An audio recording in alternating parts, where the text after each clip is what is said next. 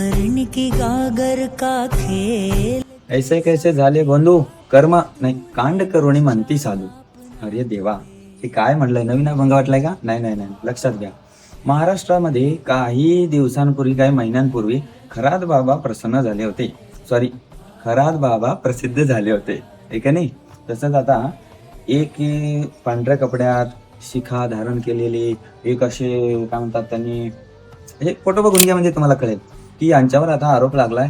देव देव करो की असं काही घडेल नसो, ना प्रसिद्ध आहे सध्या सोशल मीडियाला. बरेच जण बोलत आहेत की या IITच्या आदिकर्ता नारायण दास म्हणलं तुम्हाला कळायलाच असेल की दीक्षित भक्त आहे. आणि हे राहायचे मथुरा, वृंदावन, गोवर्धन, राधाकुंडच्या काठी. आणि यांचं नाव आहे अभिषेक मिश्रा.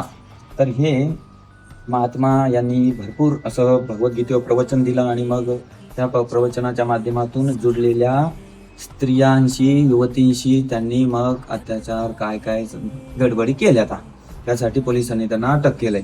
तर माझं एवढंच मत आहे की बाबा काळजी घ्या माझ्या बहिणींनो, माझ्या भगिनींनो, विशेष करून माझ्या माऊली आईंनो. अशा काय म्हणतात ना, तुकाराम महाराज म्हणतात, नवती संत केवळ वेशे. काय म्हणतात? फक्त वेशाने संत नसतो, काय पाहावे लागे गुणांचे कौतुके. त्यांचे गुण बघा. आपल्या युवकांना थोडा आळस आलाय, जबाबदारीपासून पळणारे आहेत. काय करतायत? उठलं की मंदिर जॉईन करायचं, कुठेतरी बाबा बनायला जायचं. म्हणून आपल्यासाठी आदर्श आहेत आपल्या महाराष्ट्राचे महान महान संत. सोनी संसारी जिवे वेगू करी. समजलं ना? तर एवढंच आहे की जे काही चाललंय आज तुम्हाला कळतच आहे, म्हणून तुम्ही समजून घ्या. आपल्या मुलांना आवरा. जे पालक असतील काय करायचं ते करा. असे कलियुग आहे पहिलंच.